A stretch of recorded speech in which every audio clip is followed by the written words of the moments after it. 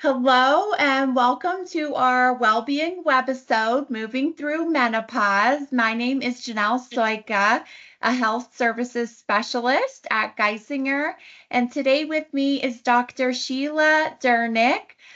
Dr. Drnec is an assistant professor of obstetrics and gynecology, and she is dually board certified in both the allopathic and osteopathic boards of medicine in OBGYN. Today, we are going to discuss the changes of menopause and explore healthy habits to prepare for and navigate this change. Also, just a disclaimer, this information is being provided to increase your awareness. It is not intended to be medical advice. If you believe that you have any medical conditions or specific questions regarding your health, please see your physician. Welcome, Dr. Drnec, and thank you for joining us. Thank you so much for having me. All right. So I'm definitely excited to dive into today's topic. Today we are going to be discussing menopause, which is a natural part of life for every woman. So whether you're experiencing it yourself or supporting someone who may be going through it, our goal is to provide clarity, understanding, and helpful insights about this important topic. So to start us off today, can you explain what menopause is and the stages? Okay, sure. So, sorry, I'm losing my voice. Basically, menopause is the cessation of ovulation and the cessation of periods. So we technically define menopause as 12 consecutive months without a period. There are 3 stages associated around the time of menopause. There's the perimenopausal stage, the menopausal stage, and the postmenopausal stage. But even before that, we have another stage called premenopausal. So premenopausal is basically you're not even near the perimenopausal phase. Perimenopausal is the phase kind of leading up to and around menopause. And the average age for perimenopause is anywhere between 45 to 55 years of age. And during that time frame, you might be getting some irregular periods, these kinds of things. And then the next phase would be menopause, where you actually, do not have periods anymore. And then postmenopausal is basically you don't have periods for 1 year after, at the point of which 1 year you haven't had periods. And then from that point forward, you are postmenopausal. All right. So lots of different stages there that we go through. So after the perimenopause phase happens, we transition to menopause, and some might think that this happens overnight. At what age does menopause typically start, and are there early signs that women can look for to know that they might be approaching menopause? Yeah, absolutely. So the average age of menopause in North America is 51.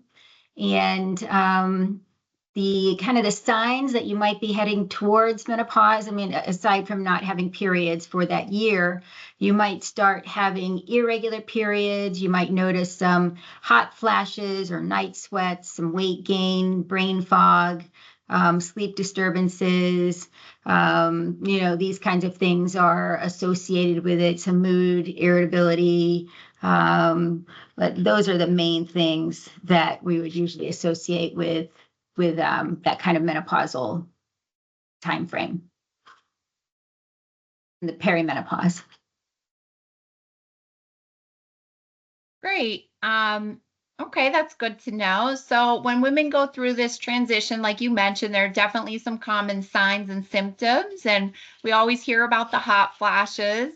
I imagine sometimes it could be difficult to tell whether symptoms is related to menopause or an underlying health concern or even just normal aging. Could you tell us what are some of the most common symptoms women experience with menopause?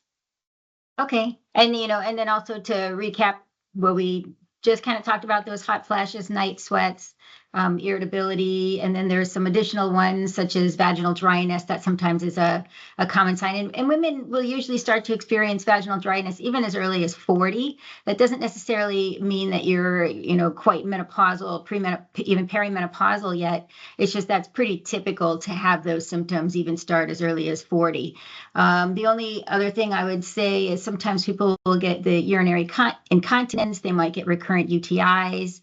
And that's from the hypoestrogen or the low estrogen flux, circulating in our system, and maybe even some skin changes such as dry skin or flaking skin, and hair loss, and heart palpitations is actually another one that you might start noticing.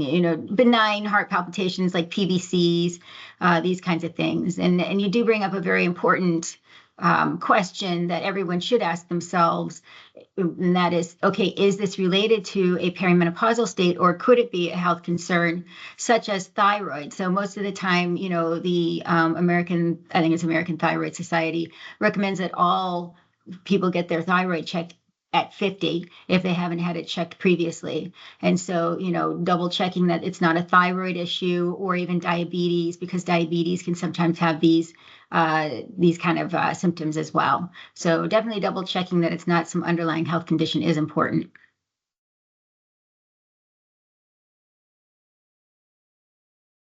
Yeah, that definitely makes sense. Some of the symptoms seem like they can be difficult to manage, especially while we try to do our day-to-day activities.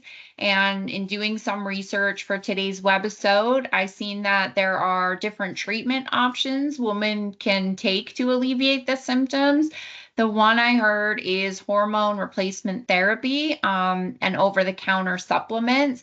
Could you explain some of the different treatment options that women do have available to help aid with symptom relief? Yes, absolutely. So, most of the time, it's the decreasing estrogen levels that really cause those symptoms. And a lot of times the hormone replacement therapy, there's a lot of times people are hearing about bioidenticals, and they're hearing about pellets and things like that these days. There are some risks to using hormone replacement therapy or actual supplementing with hormones. And so, as a gynecologist, these are the things that I think about most, in terms of just making sure that if someone is going to consider hormone replacement, that they are not going to have some sort of untoward side effect from it, such as a DVT or a stroke or increasing blood pressure, because that's what we always worry about, or cardiovascular disease. I mean, and really, when we think about who the optimal person is for hormone replacement therapy, they have well-controlled blood pressure that would prevent them from having, a stroke, these kinds of things. It doesn't necessarily mean you cannot be on any sort of antihypertensive and still be considered for hormone replacement therapy. But we definitely need to have your blood pressure, someone's blood pressure well controlled. And so that's a little bit about hormone replacement therapy. Oh, and the other most important thing is, what estrogen does, and what we kind of, a long time ago when I was in medical school, one of the attendings used to say, estrogen grows the grass and progesterone cuts the grass, in terms of, what's going on inside of the uterus. And so, estrogen it proliferates the uterus, the inside, the lining of the uterus. And when we have kind of a hyperestrogen state, and you still have a uterus, that can overgrow that lining and can crowd those cells, which then ultimately can turn into a cancer. So that is where we'd say, okay, hormone replacement therapy is not without risk. And if someone does have a uterus, they absolutely must be on progesterone therapy at the same time to maintain that lining at a lower, at a thinner level, so it doesn't overcrowd and turn into ultimately a potential cancer later on. Some of the and we'll talk a little bit more about those non-hormonal options, but some of the over-the-counter, kind of pre-hormonal pre-estrogen, like estrogen and things like that. They are available. People do get relief from them, but we would caveat that if you are using something like that and you notice any changes in your bleeding pattern, that's where we would say we really would want you to see a gynecologist, because like we said, it's not without risk, even doing the over-the-counter options. And we just, always want to do things in a safe fashion. Yeah, it's definitely nice to know that there are options out there. And, people do have choices to make to see what best suits them. Another thing that menopause often brings is changes in a woman's body that could include weight gain or changes in metabolism. So we know a balanced diet, managing stress, and regular exercise is crucial just for maintaining overall health and well-being. How can us women live a healthy lifestyle that will help us with menopause and the symptoms? Sure. And I think probably the most important thing is sleep. And I think actually, if we're going to go through kind of healthy lifestyle changes, I'll back up a minute and kind of talk about some of those non-hormonal options then. So some of the non-hormonal options that we will sometimes offer are the SSRIs. So it used to be that there was only really one non-hormonal FDA approved option for us, and we would typically use it for hot flashes when someone had a history of breast cancer, and that was paroxetine. There is another one now, Veoza, which is basically a neurokinin 1 antagonist, which basically works on the thermoregulatory portion of the hypothalamus within the brain. So it's working specifically on the area of the brain that controls temperature regulation. So we have two options now for, hot flashes and some of these menopausal symptoms. Other people can get benefit from clonidine, which is an alpha adrenergic agonist, and then another one is gabapentin. So the risks, though, with gabapentin, though, are that you can get sleepy, and you need to test yourself with it to make sure that you can, like if you're on it, that you don't get too sleepy and you're able to function and drive and things like that. Typically, people will start that at night and see if they tolerate it well, and it can also help with sleep. So, and then also, of course, just vitamins. I mean, vitamins are very important. A lot of times people, especially, a lot of many people don't have a well-balanced diet, especially if we're eating out, and we're just kind of doing fast food type eating patterns that really we end up actually being nutrient deficient. So, taking a 1-a-day vitamin doesn't necessarily have to be like some specific fancy, very expensive brand, even just like a, 50 plus daily vitamin would be helpful. And so those are the kind of the other things that I would say for treatment options. So the hormonal and then the non-hormonal, and then we can get into the healthy living and exercise type discussion. So to answer the question about healthy living and exercise, I think the number one thing that most people kind of overlook is sleep. And sleep is critical for our health. And when we are not getting adequate sleep, it affects every aspect of our daily encounters, whether it's we are more irritable, we are more fatigued, we're not able to finish tasks in an efficient pattern because we just aren't thinking as clearly as we could because we're so sleep deprived. So I think, part of that healthy living is to make sure that you're sleeping in an environment that is conducive for you, cool environment, dark, no noises. If you have to wear earplugs, wear earplugs. If you have to wear an eye mask, wear an eye mask. I always kind of joke, and if you don't mind my saying, we do these sleep studies and we do them alone, right? I mean, except for the ones that you do at home. But many times, if you have a partner, your partner is snoring or whatever, or hitting, like bumping you in the night. A lot of times these sleep studies don't account for the partners. And, my husband snored for so long. I was like, I can't I can't sleep here because I'm a gynecologist. And it would be that I go in all the time. Like if I would get called to the hospital all hours of the night, my sleep is absolutely critical. And so, until he actually had to have a surgery and now it's better, but it's fixed basically. But you know what I mean? Like we have to consider, like, even if our partners are interfering with our excellent sleep, it's not that we don't love them or whatever, it's that we have to have quality sleep. And so I think that's a consideration. Let me see, healthy eating, like we talked about, just those balanced diets, taking the vitamins. Let me see what else I put. The exercise and getting outside. I mean, there's no substitute for getting fresh air and focusing on the horizon. That's kind of a therapy that you can do where, you look out at the horizon, which helps to kind of focus your gaze and just kind of think there's more out there than what we are dealing with right here in our little microcosm. I think that's really important. And then staying off of social media. I mean, so much of our world now is on social media that we actually have to make an effort to, many times. I guess I can't speak for absolutely everybody here, but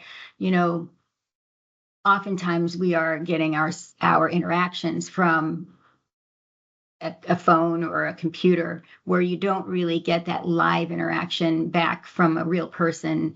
And I think that, forming those communities, actually getting out with real people, that also helps with that overall approach to healthy living after menopause. And I also added, water, drinking sufficient amounts of water. So I'm from Arizona originally. I am in a chronic state of water deprivation growing up. I sometimes don't even realize that I am water deprived. And you might notice that if you just even drink more water, start your day with a glass of water, you might feel even more energetic than you realize.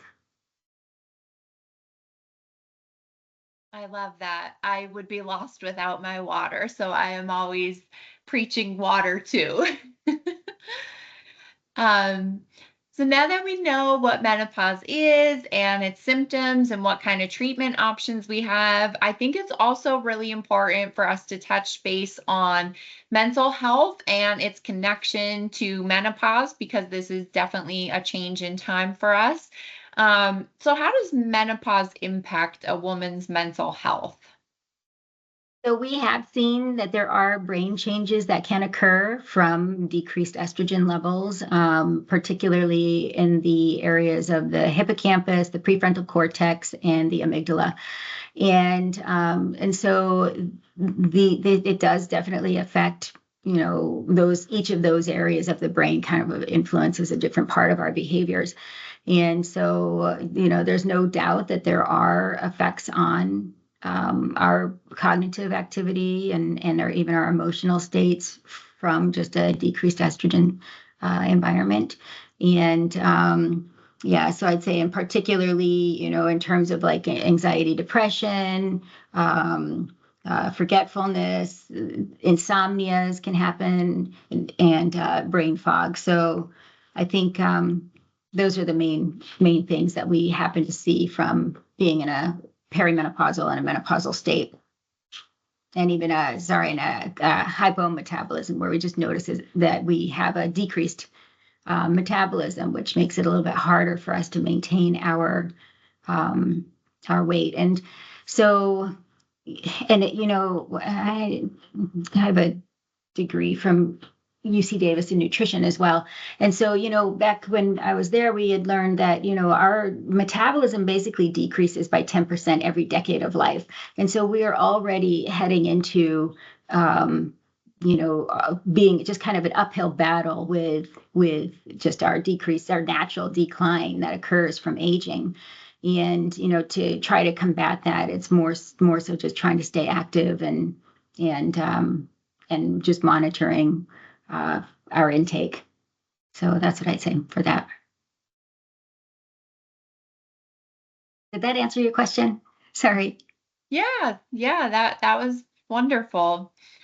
Um, and then for some of the women on the call might be going through menopause now, or, maybe experiencing it, in the near coming future. They may be looking for some kind of support. Do you have any tips or strategies to help women who are experiencing feelings of depression or anxiety while they're going through the menopause stage? Yeah, and we a little bit hit on some of it, and that is number one, you know, number one is social media. Really, truly, it is it is really an issue with, and we have data that shows, especially for young girls. I mean, I know we're talking about our menopausal women, but particularly we women, or people who are going through menopause, we are going to be affected by social media. So decreasing our social media exposure is probably going to be key, and having some of those real interpersonal interactions, and finding other people who are going through what you are going through. So, there are menopausal societies, trying to find activities in your area. There's the Red Hat Society. It's not necessarily menopause specific, but the majority of the people involved are over the age of 50. And then there's also other activities through, I just double checked if Danville has a meetups. Meetups is a really neat, I don't know if have you ever heard of meetups before? It's a really neat, I heard about it from a patient, and so it's really cool, but that was in a different city. But it's a really great resource, because the people who are going to meetups are not looking for dating options. It is looking to do activities that you are interested in, that you don't want to do alone, and there are other people in your community who also want to do them. So I had a patient once, and this is again not in the Danville area, so I'm not violating any sort of HIPAA, but she liked to cook a specific type of food, like a specific type of ethnic food. And so she created a meetup for anybody else in the area who would like to learn how to create that, to learn how to do that particular type of food. And so, I met another person who really liked to hike, but she didn't want to hike alone. And so she found a meetup, and it's not just one other person. You're usually going with a group of people. So, your risk potentially is a lot lower for the risk that you would associate with going on a blind date out hiking in the middle of nowhere. So like that, getting involved in those kind of activities, I think, is important. And then, like we said, drink water, take vitamins, eat healthy, and healthfully, and I'd say, and if you get to the point where you're in cognitive behavioral therapy, seeing a counselor, coming up with goals with your counselor, a lot of times to help with these kinds of things, it's, task-oriented behavior. Sometimes I'll tell people, just have 3 goals a day. If one of those goals is just, I took a shower, that's good enough. I ate, that's good enough. Like really kind of manage your approach and health based on what you can do for where you are. And then, of course, talk with your doctor for any pharmacological intervention if you need it. But we'd always say, try some of those other things first before we go to medication intervention. But if you need the medication, obviously we want you to do the medication for your overall health. Yeah, those are definitely great suggestions. I like the goal, setting the goals, because, every goal adds up to the big goal. So I like that. I realize recommendations for health screenings and certain testing protocols vary depending on our age. I was curious to know if there are any different screening recommendations during or post menopause. A question that I found a lot of women asking is, should they still get cervical cancer screenings and mammograms if they are in menopause? And if so, what would those recommendations be? Of course. So generally, we recommend cervical cancer screening up until the age of 65 if you've had completely normal screenings for the last 20 years. And for those people who might be a little bit higher risk, we might, in terms of, like multiple partners, or they have some sort of immunodeficiency, or they were exposed to DE as, in utero. There are certain conditions where we would continue pap smears after the age of 65, but in general, if you've had a hysterectomy and you didn't have any anything higher than CIN2 or higher, we wouldn't continue the pap smears. And if you're low risk and had no history, we wouldn't continue pap smears after 65.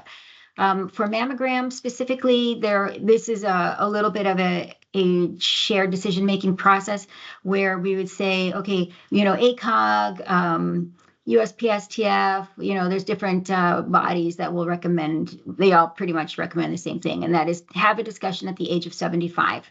You can opt out after the age of 75 if you're a person who feels like you're going to be living for at least another 10 plus years, or you feel really healthy, or you have a family history, or you just want to continue the screening, then do it. It's really up to you. But generally, we would say 65 for pap smears.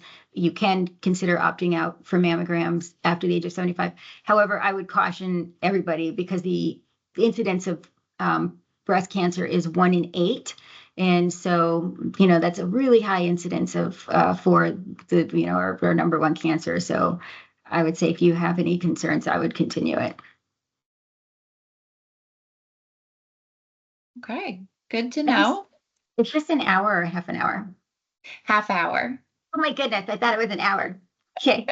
I'm so sorry. I've been lengthy. All right. That's okay. We're moving right through. We only have I think 2 more questions left here, so we're doing good. I heard after menopause, women are more vulnerable to certain health conditions, specifically regarding bone health and heart health.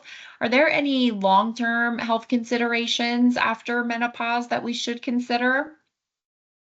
Yeah, so definitely heart disease, and the 3 top ones that we think about are heart disease, osteoporosis, and risk of urinary tract infections. And so all of those things can be mitigated, with the exception of UTIs, but the first 2 can be mitigated with healthy eating, exercise. You could consider estrogen supplementation. Generally, in terms of heart health, if you're going to consider estrogen or some sort of hormone replacement therapy, you need to start that within 10 years of menopause. Anybody who starts hormone replacement therapy after 10 years of menopause is actually at a higher risk of cardiovascular disease, heart disease. So, there's there's a lot of attention now. We're going to be getting a lot of attention towards menopause in this future. And thank goodness, because 1/3 of our lives are going to be spent in menopause. And so we might be seeing some changes in some recommendations for hormone replacement therapy. There's already kind of a movement towards that. Mm-hmm. All right, great. And then our last question for the day, menopause can definitely be a challenging time for couples and for family. Knowing how to support your partner or family member through the menopause can make it easier, for both of you. So there's just few people might not know really what to do or say. How can partners or friends or family support women who are going through menopause? Yeah, and just briefly, because I know we have to go, the most important thing is communication. So, the having those open, honest discussions, especially when it comes to intimacy. A lot of times I'll talk to couples, and I like to bring the partner in as well, to talk about, you have to be on the same page about how often you want to have intimacy. Sometimes we need to do vaginal estrogen supplementation, like a cream, which also helps with UTIs, by the way, to help make that more comfortable. And actually, unfortunately, we, as we get busy with life and everything going on, we actually have to schedule intimacy. And so unfortunately, that's just the way it is. We're not in our, 16, we're not 16, but, like teen and 20s anymore. And where it's, it's just sudden, you schedule it, you make the decision. Is this going to be once a week, twice a week? How often do you need it? How often do I need it? And come together with a consensus. So that way there's no stress around that kind of more difficult conversation. Just be open about it. And then, I think that being honest about how you're feeling and that, like be honest that maybe that you're a little bit more irritable, or you're having a little bit more difficulty cognitively, and that to please just give everybody just a little bit of grace to understand that that's what we're going through. We don't want to be going through this. Nobody wants to be going through this, but it's where we are. And so you just kind of, love the person, excuse some of the difficulty sometimes. That's what I'd say. Yeah, definitely helps when we have that support system. Um, Dr. Drnec, we had, I think, 2 or 3 questions in the chat. Would you have an extra minute or two to answer those? Of course. Okay. One question we had is, what are the best natural supplements to take for the peri phase?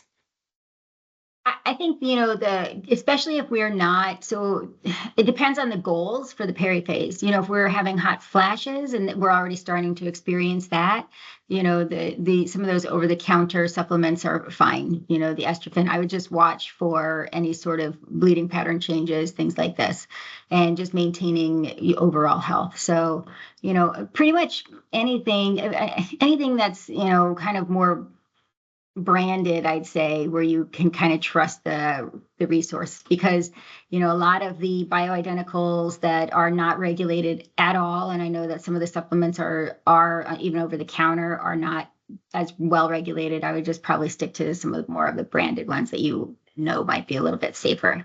I hope that helps a little bit. If you're just dealing with hot flashes, people get, and I don't work for any of these companies or anything, but just try some of those menopausal supports and see which ones work best for you. Great. Yep. And then we had another question. What's the best thing for forgetfulness? I think vitamins are really the best thing, really, truthfully, and drinking and sleep. And make sure you don't have sleep apnea. I mean, if people are having sleep apnea, they are going to have issues. So if you're waking up and you're still tired and you're fatigued through the whole day, double check that you don't even, a lot of times people associate sleep apnea with, being overweight or being unhealthy. Thin people can have sleep apnea too. So, I'd say just double check your sleep quality. Definitely take just a regular 1-a-day vitamin. Increase your water consumption. Get outside, get some sun. These types of things can help. Okay. And do exercise. Those little brain exercises. Make sure you're doing some sort of mental exercise each day. Great. Yep. And then one last one. Does estrogen therapy help with the mental health brain fog? The studies have indicated that, yes, it does.